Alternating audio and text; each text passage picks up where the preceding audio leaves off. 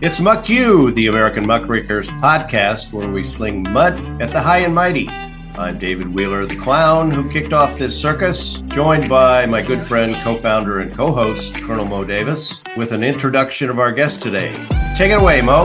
Yeah, well, thanks, David, and thanks to everybody for tuning in again. And we're continuing with our line of interesting and informative guests. And today we've got Joe Walsh. We're really pleased to have him on. Joe, first time I heard of him was he got elected to Congress from Illinois back in 2010. He ran in a district where, Joe, correct me if I'm wrong, but going into the election, the New York Times said your Democratic opponent had an 88% chance of winning, and you won instead. And by 291 votes, Mo. Hey, a win's a win. That's like when I do Wordle in the morning. If I get it in less than 6, it's a win. Joe went to Congress as I think, considered a moderate Republican, and then became a pretty solid Tea Party Republican who, you're against tax increases and raising the debt ceiling and climate change and all that. Then Illinois, as many states have done, redrew the districts, and in 2012 lost the seat to Tammy Duckworth, who's now representing Illinois in the Senate. And over that time, Joe went from being, as I said, a Tea Party Republican, and initially was a supporter of Donald Trump, but he's gone from a Trump supporter to a Trump critic. And after leaving Congress, Joe had a nationwide radio show. He was on Newsmax, and currently he's got a weekly podcast radio type show that you can watch wherever you get your podcasts. It's about a half-hour show called The Social Contract with Joe Walsh. And he also has a book out. He's an author, and I think it was in 2020 the book came out. It's called Fuck Silence, Calling Trump Out for the Cultish, Moronic, Authoritarian Con Man He Is. And Joe, I tell you, that originally that was the title David and I wanted for our podcast, but then we didn't want to get into a copyright dispute with you, so we went with Muck You instead of the Fuck Silence one. But hey, thank you so much for doing this. Thanks for coming on. Hey, Mo, David, it's great to be with you both. You guys do have the best name for a podcast by far.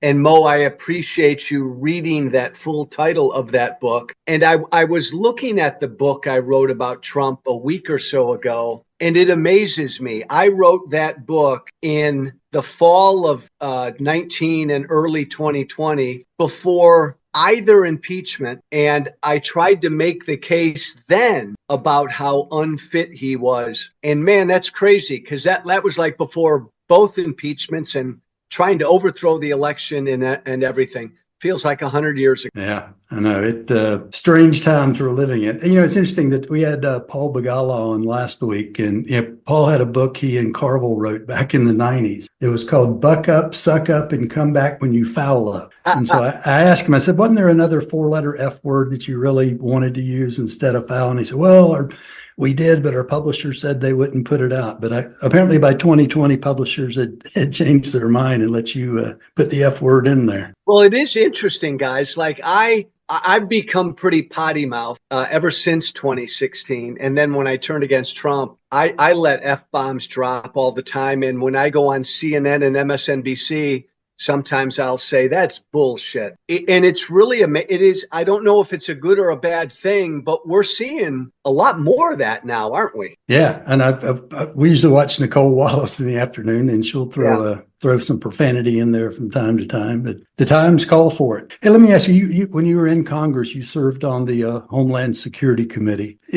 Having served in the military for 25 years, I'm just shocked by where we are today, that Canada's our enemy and Russia's our friend. We got a SecDef who sends his wife war plans. What's your take on the state of national security in 2025? And thank you, my brother and my friend, for your service. Look, none of this is surprising. We have the very thing our founding fathers feared currently in the White House. He doesn't believe in democracy. He doesn't believe in freedom. He doesn't believe in the rule of law. And he's all about revenge. And so he's put people in charge of defense and CIA and justice and the FBI and our intelligence who are either utterly incompetent and or like him enemies of democracy and the rule of law. And Mo, you know, my God, the Defense Department is the largest, and we've got a 19-year-old frat boy who's running it. Utterly unfit and unserious, but a reflection on Trump because he's an unfit, unserious commander in chief. Yeah, I'm just flabbergasted that, we hold 18-year-old recruits to a higher standard than we do the Secretary of Defense. And normally, discipline starts at the top. And it seems with this administration, there are no standards, no accountability. It used to be the buck stops here, and now it's past the buck. But Mo, can I, if I were with you right now, I'd slap you upside the head because, and I love you, but you don't say you're flabbergasted or you're shocked because none of us should be. Like, it's so interesting. I'm a Tea Party guy, still a proud Tea Party guy. I'm no longer a Republican. But last year, I spent every single day for 3 months in one battleground state after another trying to help Kamala Harris get elected. And I'm telling you, and you guys know, America knowingly elected a bad. He told us what he was going to do. We knowingly elected a bad guy. The Democrats have their issues, and that contributed to it. But everything he's doing right now, none of it should be a surprise to anybody who's paying attention. Well, I think what surprises me is, not Trump's behavior, but the Republican Party just being, I've known Lindsey Graham longer than I've known my wife, and worked with him and John McCain back, when they were the two pushing back against the Bush administration. And like Roger Wicker was a reservist assigned to my office for a while. I know those guys know better, and they're willingly, letting the military be degraded the way that it is. And it's one thing to be stupid and get lulled into the whole MAGA movement, but there are people like them that know better. That's Mo, that's such a cogent point. Look, the deal is these past 8-9 years, and it's only gotten worse. If you're like me, if you're a Republican, a conservative, and you publicly speak out against Trump, you're done. Your career is done. You're done as a Republican. You can never get elected again as a Republican. Your livelihood is over. That's what happened to me 6-7 years ago when I came. My friend and former colleague, Adam Kinzinger, same thing, Cheney. There are a handful of us. And so if you're Lindsey Graham and all the others, you look at that and you say, I don't want that because I want the power. I want the relevancy. I want to be important. I still want to be a viable Republican. It's really, really hard to give up. I wasn't a congressman for 20 years, but man, I was there long enough to see where the power, the perceived power and importance you think you got can easily go to your head, and it's really hard to let go of. So a lot of them don't like Trump privately. By God, it's the price you got to pay when you sell your soul to stay in power. Yeah, to me, if you're in public service, for the right reason, you should be willing to lose your job if that's what it means to serve the public. And, folks that are, again, compromising what they know is, the right thing to do in order to hang on to their jobs is just, is really disappointing. But hey, you mentioned earlier, you mentioned the Democrats, and certainly there's a lot of blame, I think, to go around, but certainly the Democrats, there's a 27 to 29% approval rating. You did a show recently on your program and the title was "Damn It, Democrats, Think Outside the Box, Go Big or Go Home." What's your advice to the Democrats? How do we claw this thing back? Yeah, right, Mo and David. Like, we need Democrats to get their act together. My God, they are. I mean, we've got a legit threat to our democracy and the rule of law in the White House. We need an effective opposition party. They're the only game in town. I've been preaching about a third party, a fourth party for years. That ain't coming now. And right now, the Dems are the only game in town. So we need them to get their act together. I think. And this comes from, again, my experience out campaigning for Kamala Harris and my experience kind of coming from MAGA and coming from where regular folk live. Every day I was out there campaigning, Mo, for her, somebody in Pennsylvania or North Carolina or Arizona would tell me a variation of the following. And they all said it, just regular folk. They said, Joe, I know Trump's a fucking asshole, but the Democrats are elites. They're snob. They look down on. I heard a variation of that, Mo, everywhere I went. And like when I got elected to Congress 10, 12 years ago, most college educated people voted Republican back then. People without a college degree voted Democrat. That's completely flipped. And it's completely flipped because in my mind, the Democrats have grown out of touch with where regular folk are. And so then regular folk can become, as you know, Mo, really susceptible to a demagogue. Yeah. Like Trump just lies to them and bullshits them, but regular folk have been fooled into thinking he cares about them. Democrats haven't even given the impression that they care. So somehow they got to really begin to connect. Yeah, I thought Paul Begala last week had a really good description. He said, in his opinion, Democrats focus too much on people who put their pronouns at the end of their emails rather than people that have their name stitched above their pocket when they go to work in the morning. You know, Mo, I agree with that to a degree, and Carville says the same shit. And Rahm Emanuel has been out there saying the same stuff, like we got to pay more attention. Dems got to pay more attention to kitchen table issues than all of this woke stuff. I say bullshit to a lot of that, though. I think Democrats got to do both.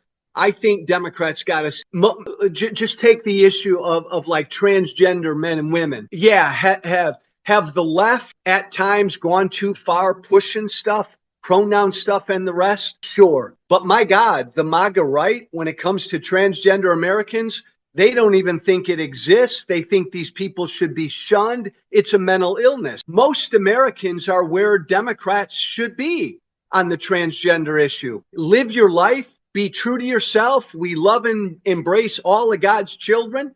When it comes to transgender men in sports, we've got to make sure that it's a fair plane. And when it comes to bathrooms and locker rooms, respect the privacy of both sides. That's where most Americans are. And so Democrats, Mo, maybe it's because I come from the far right and I used to engage in a lot of the culture war stuff. We would always do it because it worked, and Democrats would never fight us on the culture war. I think Democrats got to fight on the culture war stuff and the bread and butter. Yeah, I think you're right, Joe. And one of the things that's been a theme of this show has been the fact that Democrats won't push back. They want to be right instead of win. And so we've been trying to push candidates that come on the show and others that there is nothing wrong with pointing out factual information. It may be salacious, but you got to use the tools that you have in front of you to beat these motherfuckers. They do the same thing to the Democrat. Why wouldn't you do it back at them?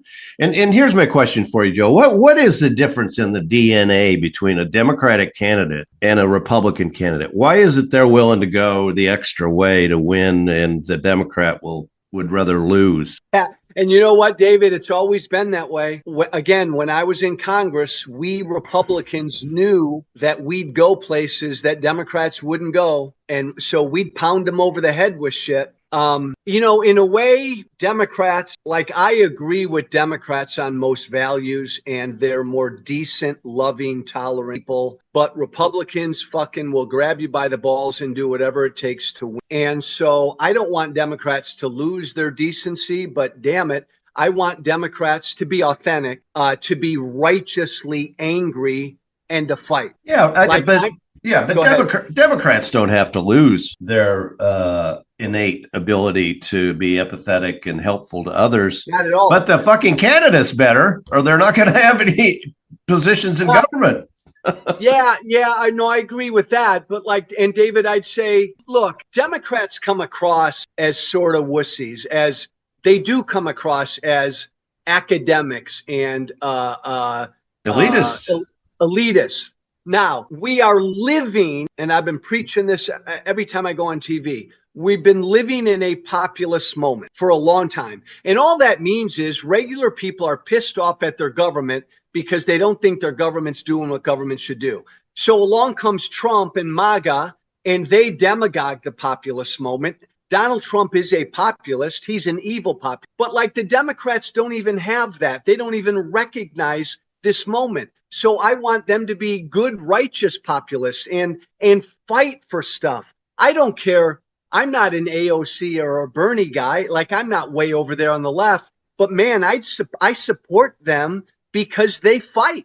We need Democrats to fucking fight. Yeah, I agree with you 100%. And my only criticism of Bernie and AOC is they do these great big rallies, but how does that help us elect 5 more people in the House, to take back the House? What are they doing? Literally, what are they doing on an operational level to make that happen? Well, David, that's a really freaking smart. And so the answer is, I think what they're doing is valuable in that they're rallying the base. But to your point, David, if the base come 2026, that's all rallied and fired up, doesn't lock arms with center left Democrats and independents, then to your point, David, it's all for naught. Like I often ask myself this, guys, what if Joe Walsh came out tomorrow and announced a conservative Democrat? Would the party embrace that or reject? I think the party's got to figure that out. How big a tent are they going to be to win? No, I agree with you 100%. So let's switch gears a little bit here. Head back to your home state of Illinois. I spent 22 years in Chicago. I can't believe we didn't run into. We did. At some bar we did, David. I'm sure we did, my friend. Jesus. I think I kept several bars afloat while I was there. But, I was a North Side guy, and God, I love Chicago. The news this week is that, Senator Dick Durbin is going to stand down. God bless him. I love Dick Durbin. I've been a big supporter of his. Been in the room with him several times. He gets it now. God damn it. I'm so happy to hear that he's not going to run again, because one of my other beefs about politicians on both sides, but the Democrats are just as bad. They get in there and then they stay there. They don't give anybody else a chance. And I think that is part of the reason the Democrats have slipped behind. Is I couldn't agree with you more that they have become this elitist crowd. I also think one of the things we talked about in another show was there's this entire class of consultants in Washington that has no fucking clue what goes on in Western North Carolina, but they run campaigns here and they're spending the money here. So I'm glad to hear that Durbin is out. 2 things. Number 1, is that something you would look at? And number 2, if not you, then who? Dick Durbin's a classy guy, and he and I used to fight back in the day. But he's a classy, principled guy. So, and I respect the hell out of him for not running. To your point, David, like when I got elected, the second bill I introduced in the House was a term limit. And I didn't used to be a fan of term limits, but because I thought like politicians should limit themselves, but they don't. Why can someone, and I respect the hell out of Nancy Pelosi. Why the hell is she still in Congress? Like when she stepped down as speaker, when Hakeem Jeffries became the leader of the party, why is 83-year-old Nancy Pelosi still in Congress? Makes no sense. I agree with you 100%. Then the second to last point I'll make is I'm still hugely angry at Joe Biden. I did a TV show this morning. I lay a lot of the blame. I lay most of the blame for Trump's victory at Biden's feet. Joe Biden was a bitter old man who couldn't get off the stage. He put his own interest in front of the country's interest. He got Trump elected.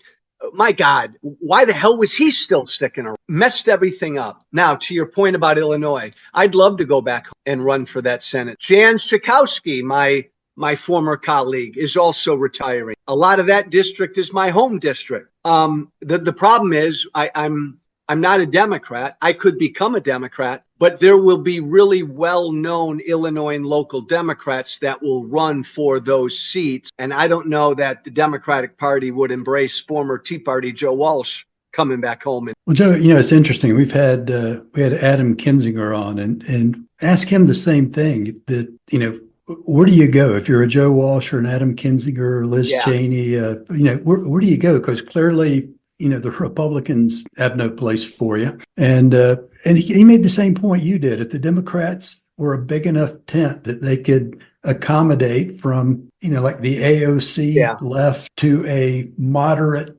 centrist, that he said, I could see myself being a Democrat. He said, but I just don't know that they're willing to broaden the aperture enough. But we had, and by the way, Mo, to that point, I'm so glad you brought up Adam. He and I got elected together, same class, same state. We talk all the time. You're right. He feels the same way I do. Like, the Democrats need to get their act together, and we don't know that they would embrace us. So it's a really big move. So most of us just kind of hang out here in limbo. I'm no longer formally a Republican. Adam still is formally a Republican in name, but it's a tough spot to be in. Well, we had David Jolly on a couple weeks ago, and Yep. while he was on, he announced he was planning to run for governor. And I read today where he's now registered as a Democrat. Yeah. So at least some of you guys are coming on board, and I think we need that. I think the interesting thing about Jolly is, look, I'm former Tea Party, and Adam Kinzinger is a former conservative Republican. David's always been a right down the middle moderate, so a much easier transition for him. But so he may run for governor of Florida as a Democrat. That's a better situation than to say move back to blue Illinois and try to run, because it's a much more crowded field.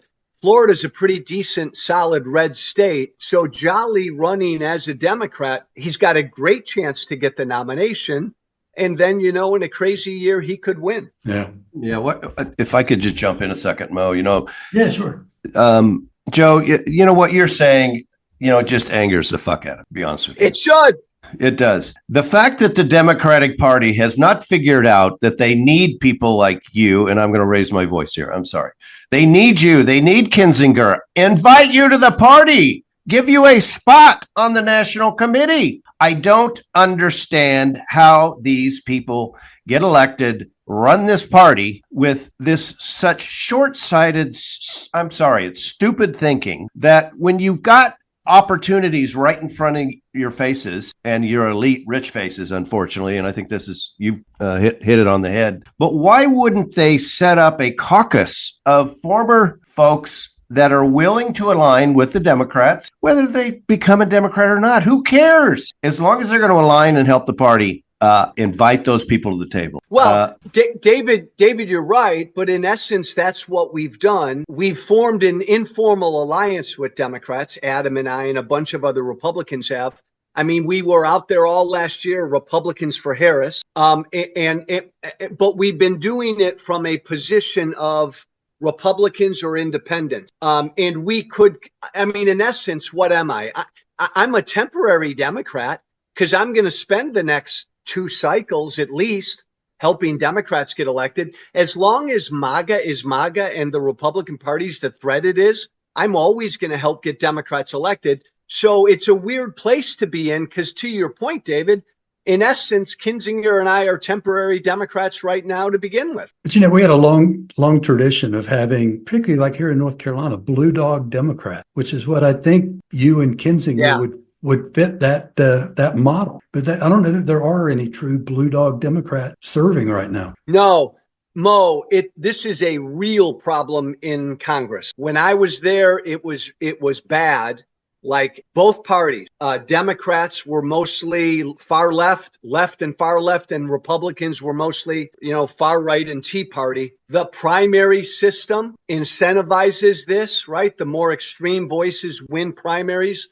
And every year I was there, and every cycle, the blue dog Democrats just disappeared, and the Rockefeller moderate Republicans just disappeared. So now you have a House basically made up of both extremes. Yeah, and that's not a good place to be. Hey, you did a show recently entitled "We Will Regret Normalizing Trump." And I think, to me, I go back to 2015. I remember, he came down the escalator, and it was a couple of weeks later, the first real national media appearance he did was on Jake Tapper's Sunday morning show. And I posted saying, it's a bad idea. You're normalizing a deviant. And Jake messaged me and said, oh, you got to watch. I'm going to rip him a new one. And he didn't. Yeah. And then he had him on again a week or two later, and I criticized him. Then I got this nasty note back from Jake Tapper telling me I was an asshole. And I criticized MSNBC and CNN for giving him unlimited airtime to normalize this guy that we all thought was a joke. And I used to do CNN and MSNBC regularly. And after I criticized him for normalizing Trump, I never got invited back to either one. Yeah. And at least, Joe Scarborough had blocked me on X for a while after I'd criticized them. But he later on messaged me and apologized and unblocked me. But doesn't the media bear some of the responsibility for where we are? Yeah, great stuff, Mo. Yeah, huge. And especially, when he first came on the scene in those first few years, he was just a ratings juggernaut. And I get it. The media is all about ratings and they just ate him up. But my God, we're 9 years into this thing. We're 4 years removed from that guy trying to overthrow a fucking American election. And he only got elected because we normalized him. The Democrats did a lousy job of saying what a unique threat this is. And to your point, Mo, the media has done a lousy job of, I know, like I'll still go on Tapper's show and I know the way Jake Tapper really feels about Trump. But he can't say it. And I think Trump masterfully takes advantage of that because he knows the media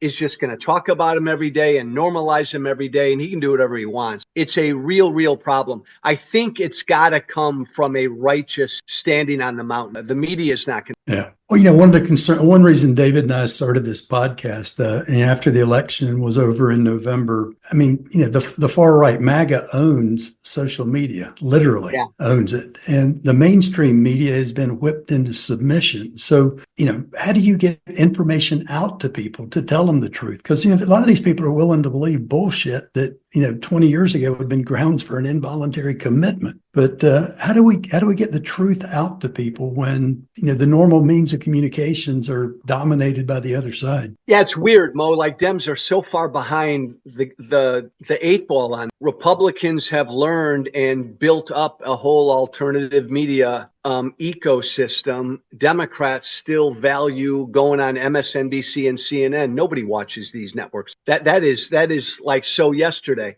I think Kamala Harris did about as well as she could do. I think she made two big mistakes. One was when she sat down on The View and couldn't think of one thing where she differed with Biden. She should have really differed with Biden. And the second thing was the minute they got wind of Joe Rogan might want her on his show, fucking A, she should have flown down there and sat with him for 10 hours. Exactly.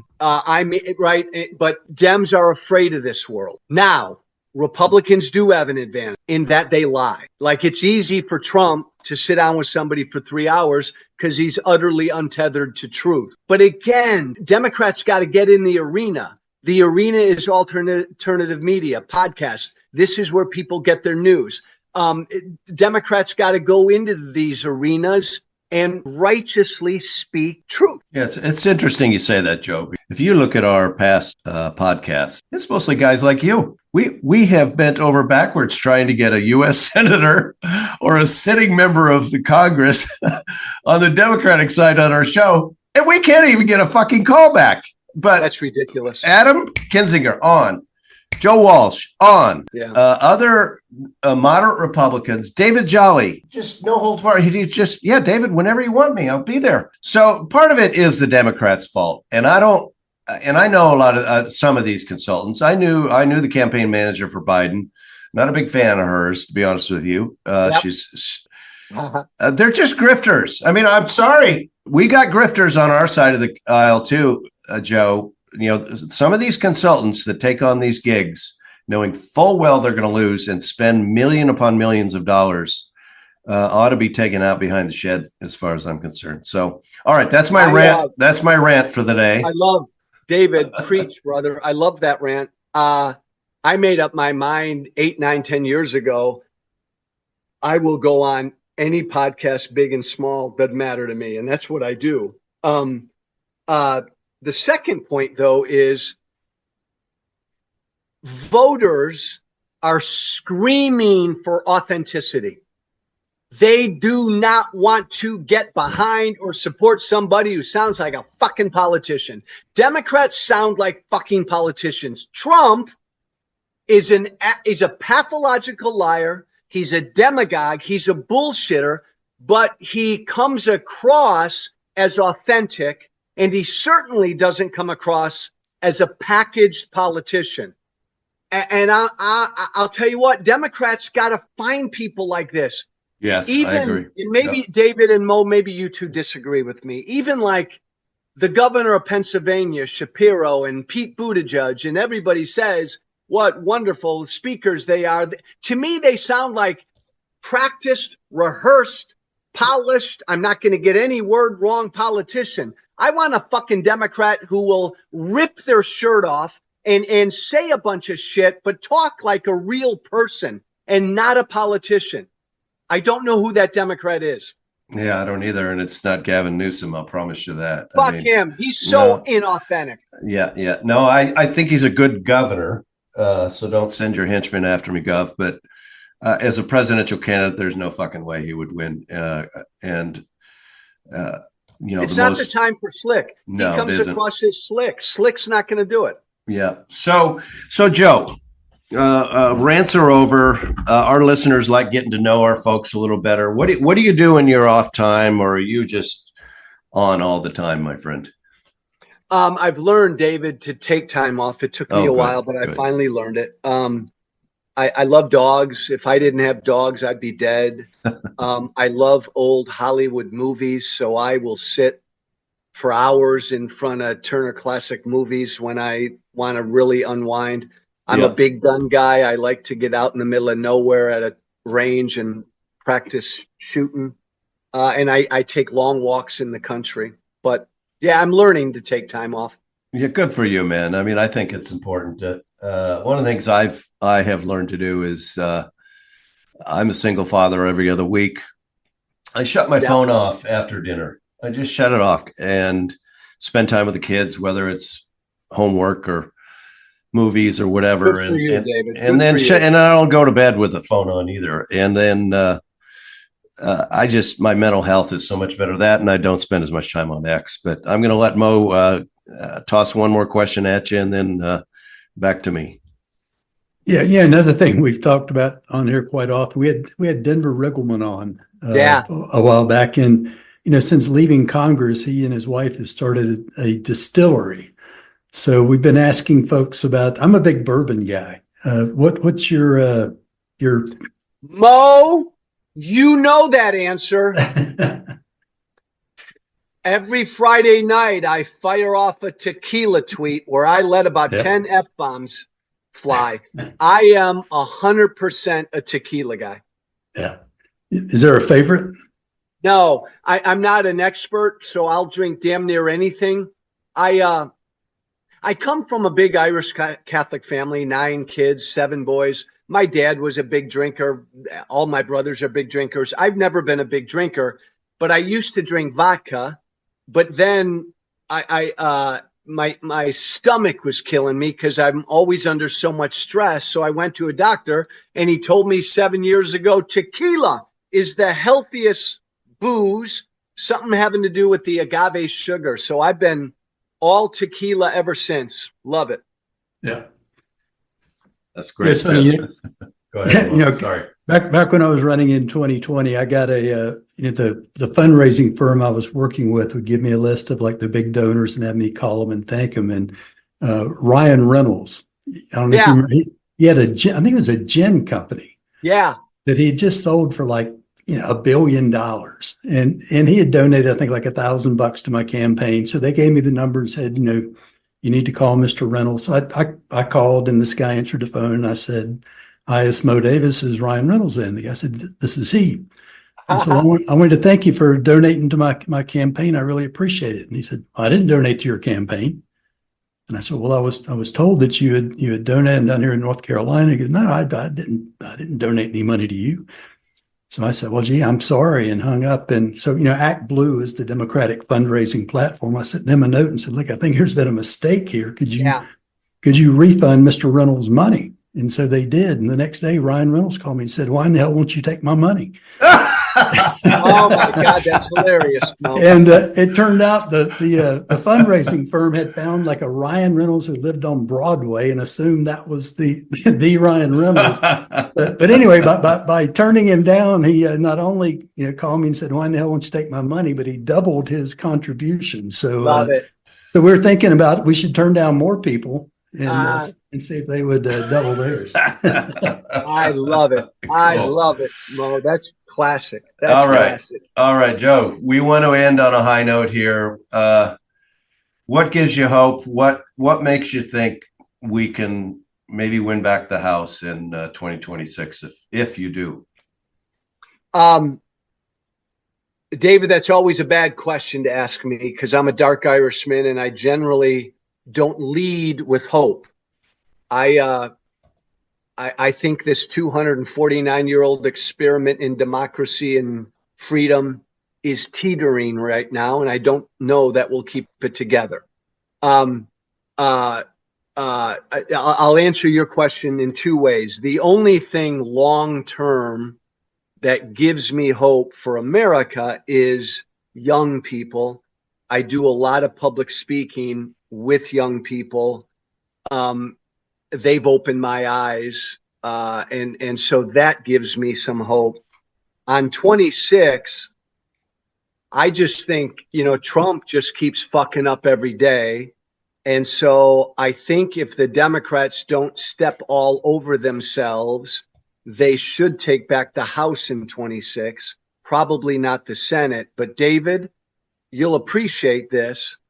I think that would be the worst thing to happen to the Democrats. If the Democrats take back the House only because Trump sucks and Trump's bad and Trump's batshit crazy and all the rest, if it's only because of Trump again, then Democrats aren't going to learn the lesson that we've all been talking about, that they got to get their act together and they got to connect with regular people. I want Democrats to take back the House because people want to fucking run through a wall to vote for Democrats.